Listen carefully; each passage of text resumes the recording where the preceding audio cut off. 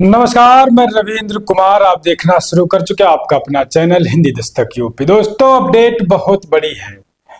बिहार विधानसभा चुनाव खत्म हो गया। उत्तर प्रदेश में सभी की निगाहें टिकी हुई हैं और आज हम बताएंगे कि बहुजन समाज पार्टी और दोस्तों एआईएमआईएम को लेकर क्या कुछ अपडेट बिहार से लेकर उत्तर प्रदेश तक आ रही है।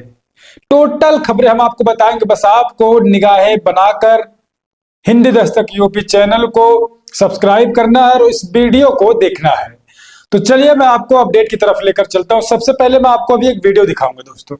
उस वीडियो में असदुद्दीन ओवैसी जी कह रहे हैं उत्तर प्रदेश में तो हम जाएंगे ही, उत्तर प्रदेश में हम दरी नहीं बिछाएंगे।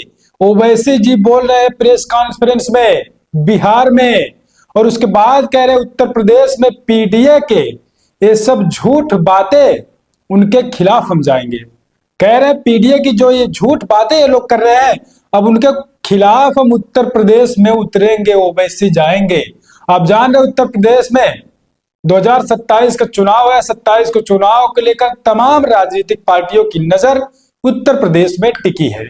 तो सबसे पहले मैं आपको वीडियो दिखाऊंगा, उसके बाद हम आगे बातचीत करेंगे। एक अपडेट और आ रही है, नव भारत टाइम्स ने क्या कुछ बीएसपी को लेकर और एआईएमआईएम को लेकर उन्होंने क्या कुछ छापा है। हम आपको दिखाएंगे पूरी अपडेट, बताएंगे पूरी अपडेट। बस आपसे यही कहेंगे कि आप निगाहें बनाकर इस वीडियो को जरूर देखें। तो चलिए आपको मैं स्क्रीन पर वो वीडियो दिखाता हूं, उसके बाद हम बातचीत करते हैं।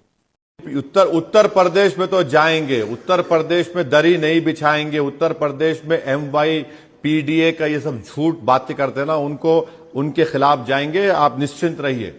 और जो आकर यहां पर बकवास उन्होंने की उसका नतीजा देख लिए। वीडियो आपने देखा, इसी वीडियो की बात मैं कर रहा था। असदुद्दीन ओवैसी देख रहे हैं सीधा सीधा कह रहे उत्तर प्रदेश में हम जाएंगे और दरी नहीं बिछाएंगे। और जो पीडीए का नारा ये लोग दे रहे हैं, गलत सलत नारा, अब उनके खिलाफ उतरेंगे उत्तर प्रदेश में ओवैसी। दोस्तों, बड़ी जानकारी मैं आपको बता रहा हूं, बड़ी अपडेट बता रहा हूं। तो अब आप समझिए, गणित आप देखिए बिहार में क्या कुछ हुआ और उत्तर प्रदेश में क्या कुछ होने वाला है। उससे पहले मैं आपको दिखा देता हूं नव भारत टाइम्स की एक पोस्ट। ये सामने स्क्रीन पर आप पोस्ट देखिए, इस पे लिखा है बिहार चुनाव के बाद बढ़ने लगी बसपा एआईएमआईएम की नजदीकियां, यूपी में 2027 टारगेट के लिए मायावती ओवैसी की क्या है प्लानिंग। तो आप देख रहे हैं स्क्रीन पर, बड़े बड़े चैनल भी अब छापने लग रहे हैं। तो आप समझ लीजिए कि उत्तर प्रदेश में 27 के चुनाव को लेकर बहुजन समाज पार्टी पूरी तरीके से मजबूती के साथ कमर कस चुकी है। कस नहीं रही है, कस चुकी है, ये मैं कहूंगा, क्योंकि तमाम चीजें आप देख रहे हैं। अब मैं आता हूं पॉइंट पर। दोस्तों, पॉइंट पर इसलिए आता हूं कि अपडेट बहुत बड़ी है। आपने देखा बिहार विधानसभा चुनाव को, जहां पर बहुजन समाज पार्टी अकेले चुनावी मैदान में थी, लेकिन आपको बताऊंगा अकेले चुनावी मैदान में बहुजन समाज पार्टी थी, लेकिन तमाम लोगों की निगाहें बस बहुजन समाज पार्टी पर टिकी थी। और वहीं ओवैसी और चंद्रशेखर और स्वामी प्रसाद मौर्य गठबंधन करके चुनाव लड़ रहे थे बिहार में। और ऐसे में आप समझिए कि जब किसी पार्टी का गठबंधन होता है, अलायंस होता है, और कोई एक गठबंधन बनता है, इसका नाम दिया जाता है, लेकिन आपने क्या कभी कहीं देखा किसी मंच पर ओवैसी, चंद्रशेखर और स्वामी प्रसाद मौर्य क्या एक साथ किसी जनसभा को इन्होंने संबोधित किया? गठबंधन तो तैयार हो गया था, लेकिन चंद्रशेखर अलग से अपना जनसभा संबोधित कर रहे हैं, असदुद्दीन ओवैसी अलग से, और स्वामी प्रसाद मौर्य का वहां पर पता ही नहीं चला। तो बड़ी जानकारी मैं बताने जा रहा हूं। तो ऐसे में गठबंधन हुआ, लेकिन ये गठबंधन सिर्फ गठबंधन नाम हुआ, लेकिन कोई चुनावी जनसभा गठबंधन के तौर पर नहीं दिखाई दी। और उसके बाद असदुद्दीन ओवैसी जी की पार्टी जो है एआईएमआईएम 5 सीट बिहार में निकाल ली, 5 सीट उन्होंने जीता। और उसके बाद बहुजन समाज पार्टी अकेले चुनावी मैदान में थी। तो ऐसे में बहुजन समाज पार्टी चुनावी मैदान में अकेले थी और असदुद्दीन ओवैसी गठबंधन किए थे 3 पार्टी मिलकर।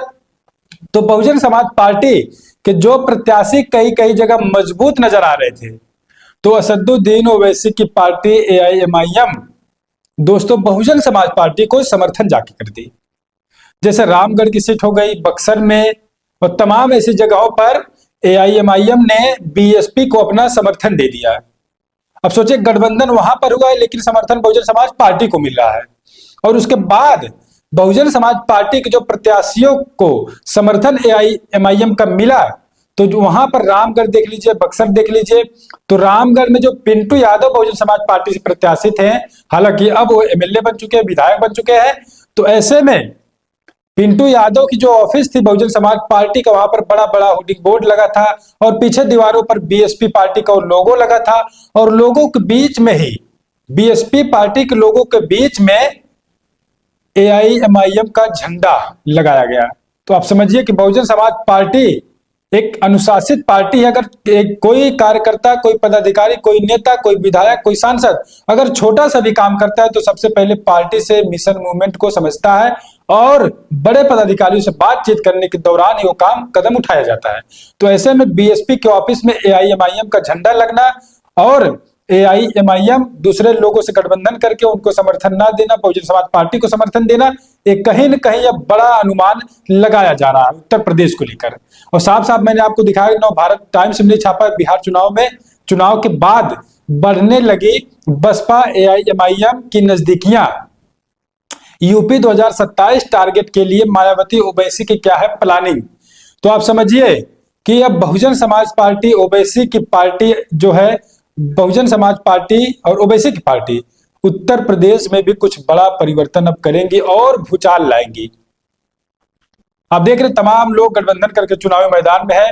तो ऐसे में गठबंधन बिहार में हुआ एआईएमआईएम का, आजाद समाज पार्टी का और अपना दल का, लेकिन उनको समर्थन ना देकर बार बार मैं कह रहा हूं कि बहुजन समाज पार्टी के लोगों को समर्थन देना, प्रत्याशियों को समर्थन देना, ये बहुत बड़ा अपने आप में एक गणित है दोस्तों।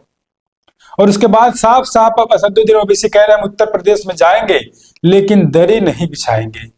और जो ये अखिलेश यादव पीडीए का नारा देते हैं, अब अखिलेश यादव पर सीधा वार कर रहे हैं ओवैसी, कह रहे हैं जो लोग पीडीए का नारा देते हैं ये सब झूठ बातें हैं, इसमें कोई सच्चाई नहीं है।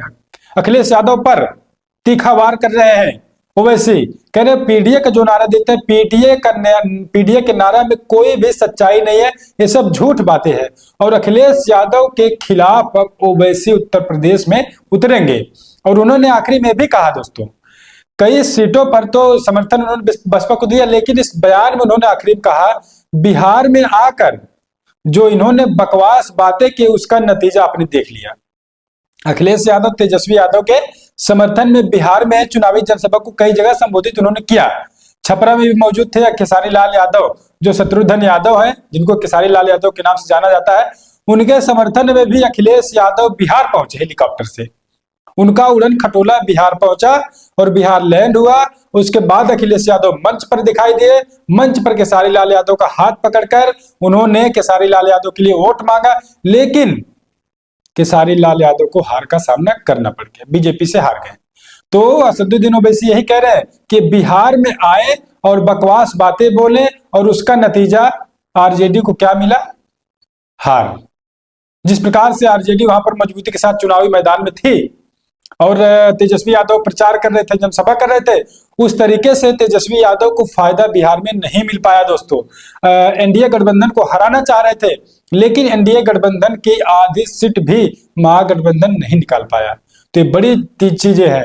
उत्तर प्रदेश से पूर्व मुख्यमंत्री अखिलेश यादव वहां जाते हैं, प्रचार करते हैं, जनसभा करते हैं, बावजूद उसके आरजेडी हार जाती है। और अब यही तीखा वार इसी को लेकर मुद्दा बनाकर ओवैसी कह रहे हैं कि ये तो अखिलेश यादव उत्तर प्रदेश से यहां तक आ गए, लेकिन बकवास बातें इन्होंने बोला और उसके बाद नतीजा क्या मिला आरजेडी को समझ में आ गया।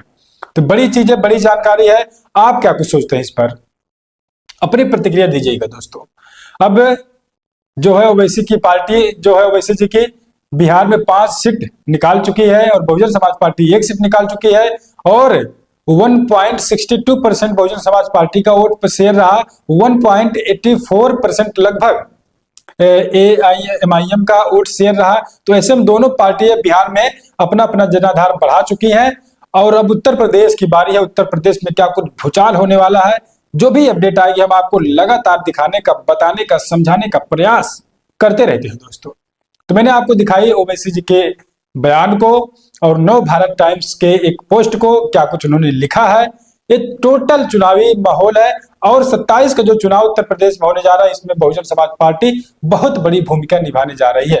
आपने देखा होगा 9 अक्टूबर को बीएसपी चीफ ने एक राज्यव्यापी कार्यक्रम किया, उससे पूरी तरीके से विपक्ष के लोगों में कहीं कहीं खलबली मची और खबर ये भी आ रही है कि नोएडा में एक कार्यक्रम होने जा रहा है। तो ऐसे में उत्तर प्रदेश में बहुजन समाज पार्टी मजबूती के साथ चुनावी मैदान में नजर आ रही है और ओवैसी को लेकर गठबंधन के चांसेस बन रहे हैं दोस्तों। लेकिन क्या कुछ होगा वो समय आने के बाद पता चलेगा। तो आप क्या कुछ सोचते हैं, अपनी प्रतिक्रिया दीजिएगा। एक खबर आपको कैसी लगी दोस्तों, इस खबर पर अपनी प्रतिक्रिया जरूर दीजिएगा और गुजारिश आपसे करूंगा, सामने सब्सक्राइब का बटन है, उसको सब्सक्राइब कर लीजिए, उसके बगल में ऑल का बटन है, बेल आइकन प्रेस कर लीजिए, उसके बाद ज्वाइन का बटन आगे है, ज्वाइन के बटन पे क्लिक करके चैनल की सदस्यता ले लीजिए, ज्वाइन कर लीजिए, स्पेशली आपको वीडियो पोस्ट उस पर मिलेगी। और खबर कैसी लगी बताइएगा, आप कहां से वीडियो देख रहे हैं इसको भी बता दीजिएगा, इससे चैनल को मजबूती मिलती है दोस्तों। चलिए मिलते हैं अगली अपडेट में, आप बने रहे अपने चैनल हिंदी दस्तक यूपी पर।